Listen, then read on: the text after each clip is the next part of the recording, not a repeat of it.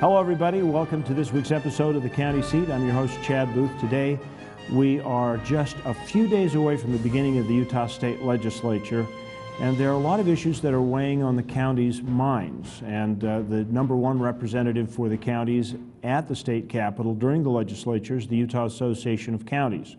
So we've asked some of the officers of the county to join us today for a roundtable discussion to cover some of the important issues that counties will be facing in the legislative session.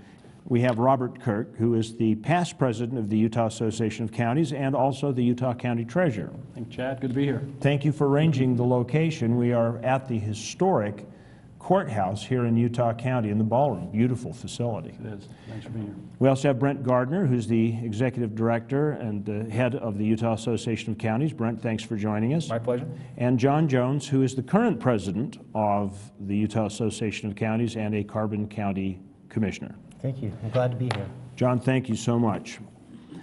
I think I'd like to start this conversation by a little bit of dialogue about the Utah Association of Counties. Brent, what is the organization?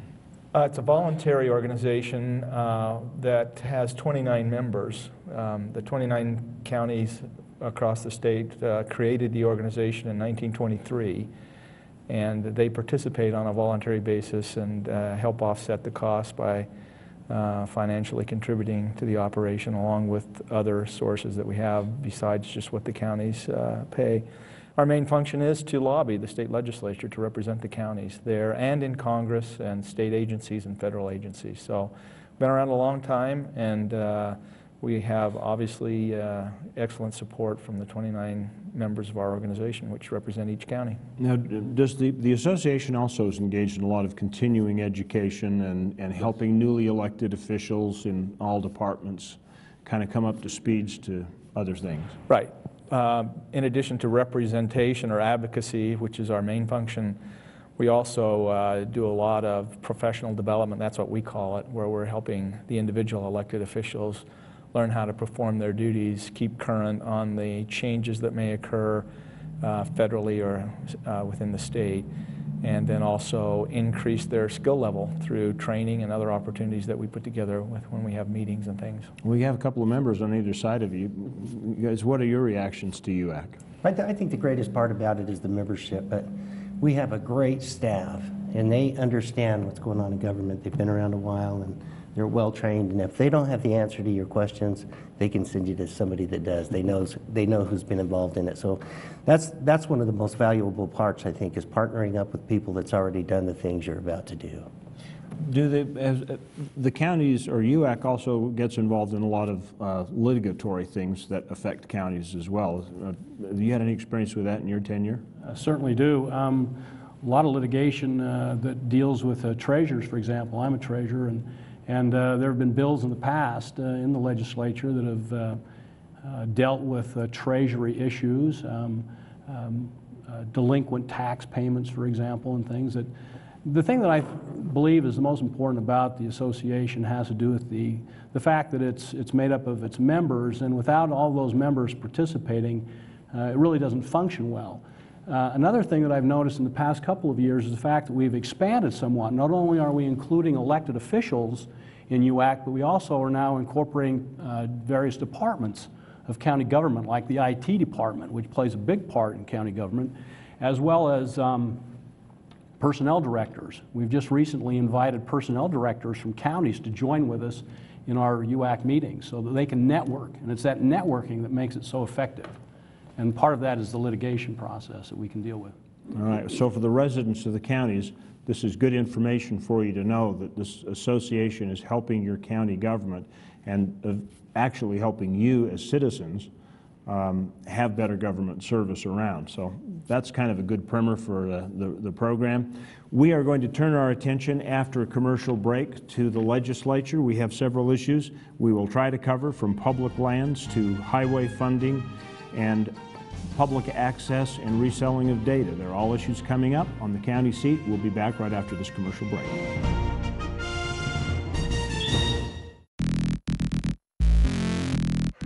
Get ready, set, jump. The day starts off at sunrise with the Cisco Disco. Come catch Cisco fish at Cisco Beach on the east side of Bear Lake. After the fishing, why not jump in the lake yourself? The Bear Lake Monster Polar Plunge starts at 11 a.m. at the Bear Lake State Park Arena. All proceeds from the event go to Primary Children's Medical Center. On January 26th, gather your family and head north for a great cause. Visit bearlake.org for more information. Rich County, take the plunge. How would you spend an extra day in Utah Valley?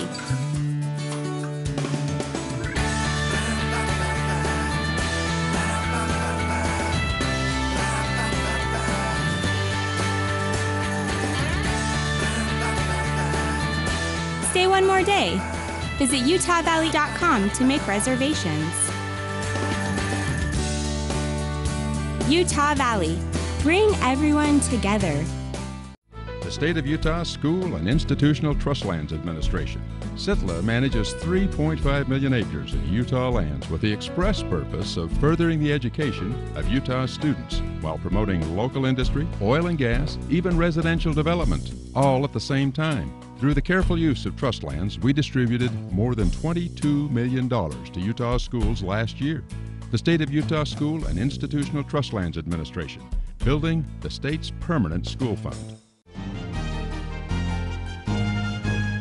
Welcome back to the county seat. Our topic today is the upcoming legislative session. There are many things that are really important to counties that are on the table. Some of them are recurring, and some of them are new issues, and so we're just going to jump into them and kind of walk our way through them.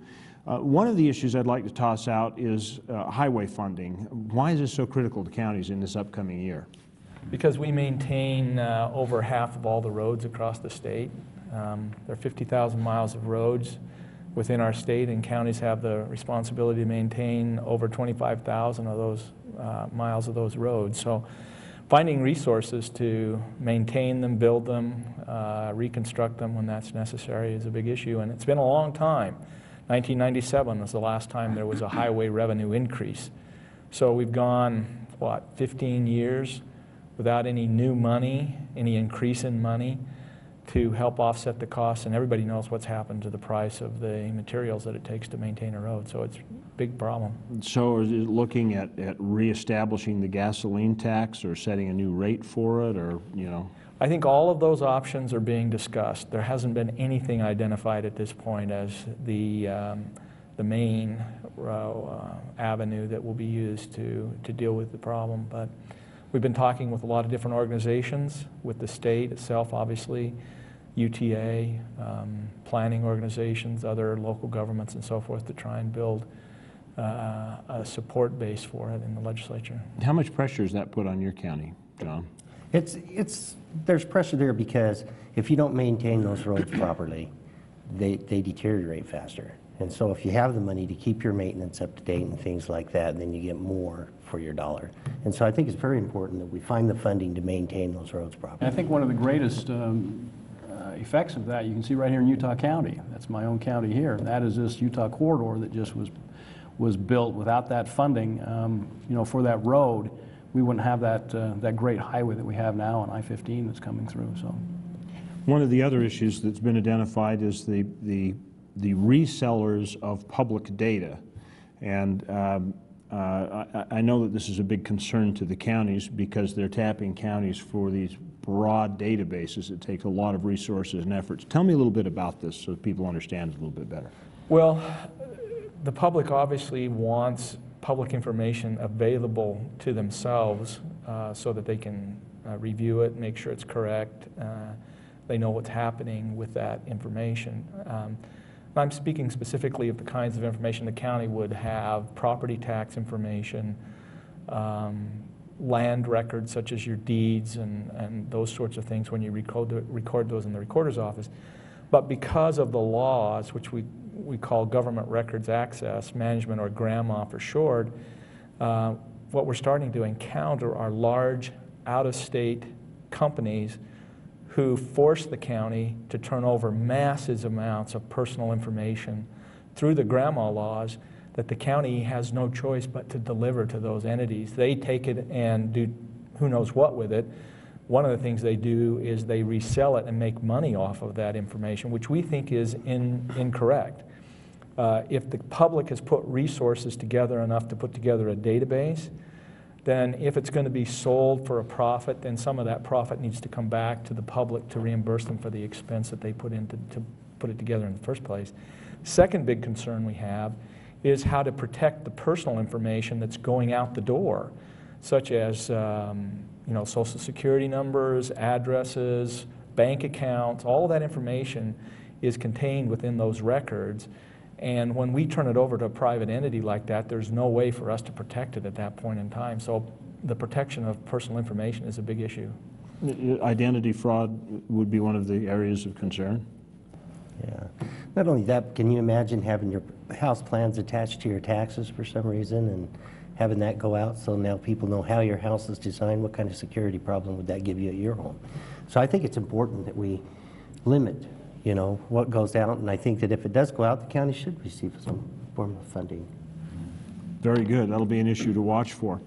Public lands always is always an issue at the county level. What do you see on the horizon for public lands? I haven't seen anything major develop at this point. The bill that passed last session, of course, is still circulating out there and creating a lot of controversy. That's the House Bill 148. So I'm sure there's going to be a number of bills tied to that one on how it's supposed to be implemented. Our concern, of course, as counties is what services and responsibilities will be attached to it and what revenues will we gain or lose if that transfer of land actually occurs. So we're highly involved in those discussions to try and make sure that when an implementation occurs, if it does, which a lot of people think is a major question, of course, then we'll be ready. It's important to think about this. If you have gas wells and coal mines and things like that in your county, there's an expense that comes with that. I mean, you're paving roads and doing drainage and that kind of stuff, and you're utilizing royalty money and income such as property taxes and that comes in off those facilities to maintain and keep those companies in your county. If that was to change and we didn't get that, it would really detour our energy capabilities here in the state of Utah. Okay, so it's obviously a very important issue. Mental health has been another topic that's been bannered around. Are we seeing new problems develop in that the legislature needs to pay attention to, or is it an ongoing problem? Well, funding is always a problem or an issue that we have to pay attention to at the legislature to determine how they're going to fund it from the state revenues and also pass on revenues that they receive from the federal government. Because of the problems, the significant, serious problems that there are at the federal level, we're obviously concerned about how that trickles down to county government in areas like mental health and substance abuse and in our corrections, law enforcement, and jail budgets. The big issue facing the state right now is whether or not to expand Medicaid. And if they do not expand Medicaid, and that's the question, the governor and legislature is going to have to make that decision here very soon, then we face perhaps some repercussions from that, depending on how they do or don't do that. So we've got to work with the legislature, we think, in some legislation to maybe limit some of that liability that we may have, depending on what course they take. Maybe I'll start with you, Robert, on this one. We didn't go off the fiscal cliff, but did we really not go off the fiscal cliff? What do you think the counties need to be worried about? Because Brent kind of opened that door as far as the session goes. And there are several things, I believe, and did we go off the cliff or didn't we? I think we kind of did go off the cliff and we're just hanging on to a branch because all they've done is once again kick the can down the road. When you talk about Medicaid, for example, that's still on the table. And when you look at just raising taxes in order to sustain the country, that isn't going to work. You've got to cut the spending, and I think we've heard that time and time again. We hear that from our own local legislators. Mike Lee was on the other day, and the governor as well, saying, we haven't gotten any further down the road on this problem. All we've done is increase taxes on the upper percentage of our wage earners. And so, yeah, that's an ongoing thing. And to be really honest with you, I feel as counties, we need to step up to the plate and say, what is coming down the road and what is it going to affect? Mental health is going to be one of them. Education is going to be another one. Anything where we're getting federal funding on, we need to look at that very seriously and say, what are we going to do in the event that that is cut? Is it going to be cut in half? Is it going to be cut, 100%? And we are the type of a state that is very conservative and very prudent along those lines, and it would be atypical of us not to look at that and say, where are we going to go if this happens? And I don't think it's a matter of if it's going to happen, it's when. It's like the earthquake in Utah. It's on its way, it's just a matter of when it's going to get here. This is going to come sooner than later. This is a great spot with which to take a break. We'll continue our conversations about things that need to take place. We'll be back with the county seat in just a minute, covering the preview of the legislative session at the Utah State Capitol. Stay with us.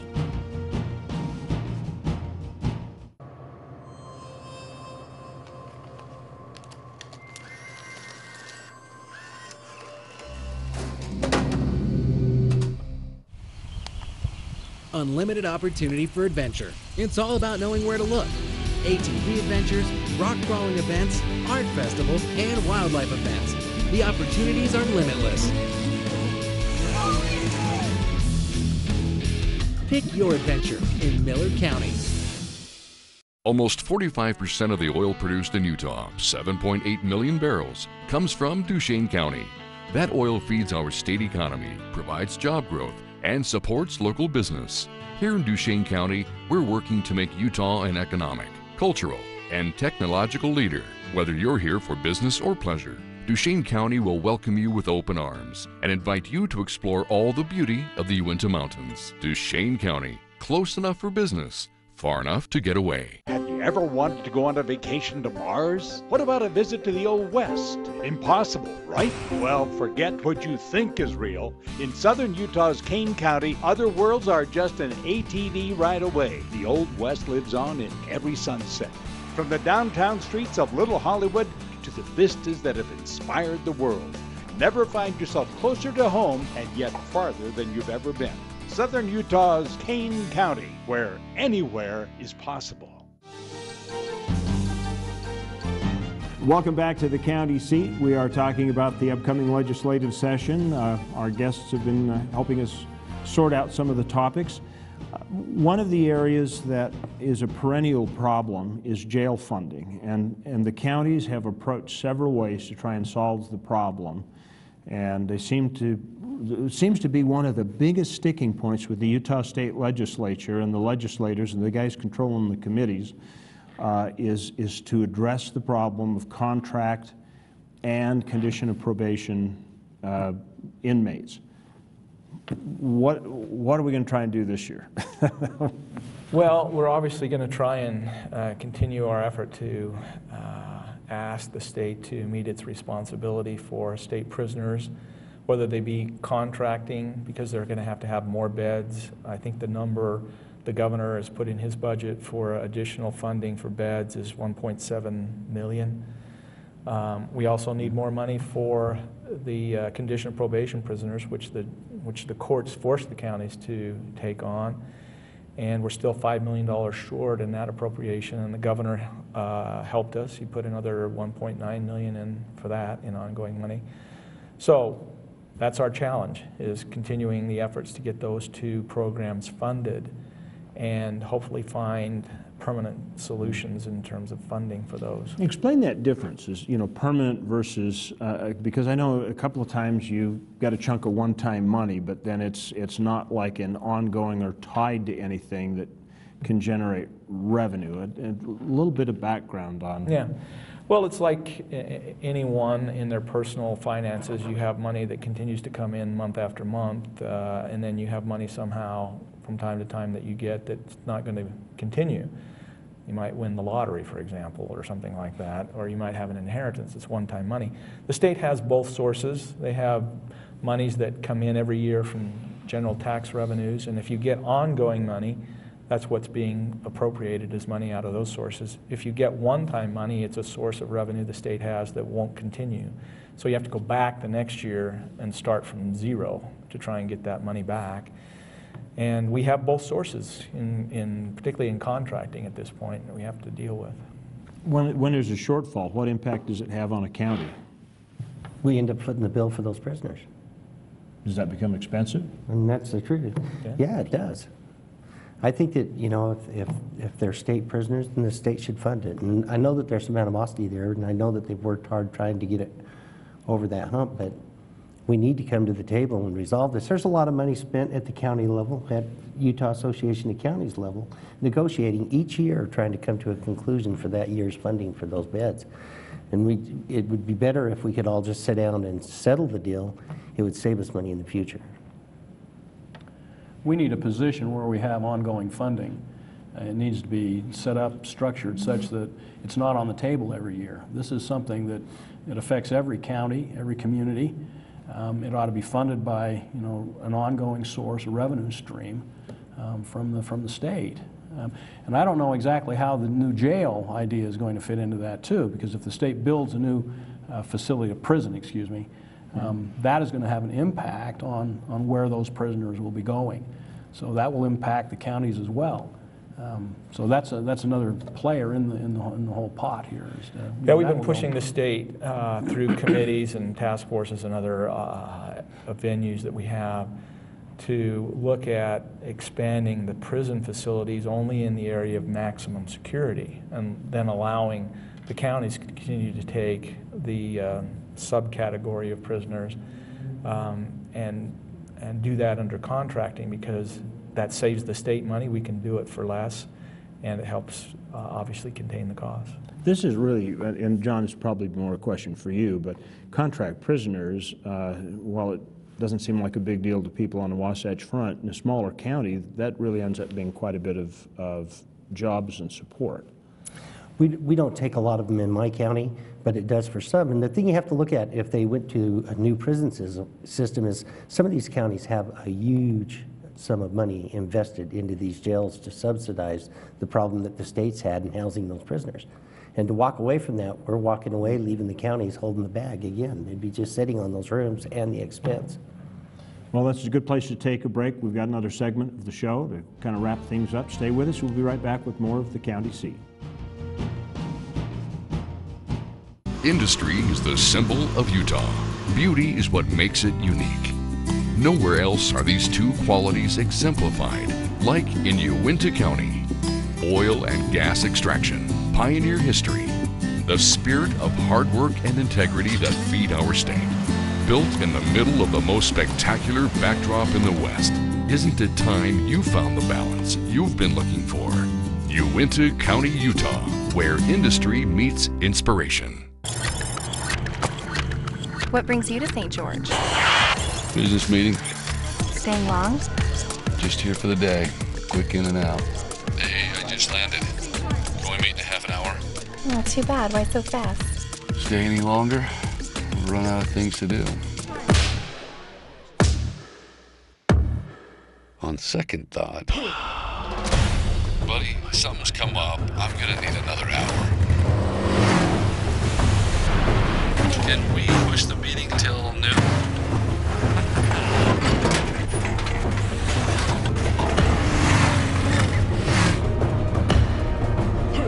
I am definitely gonna need to reschedule. Holy. Sit back, relax, and enjoy your 45-minute flight to Salt Lake. How'd that meeting go? I should have booked a weekend.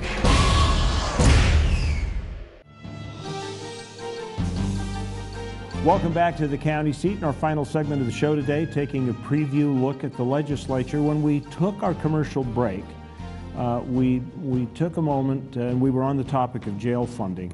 And I guess my question is, the governor has actually responded to the needs of the county and tried to put some permanent funding in.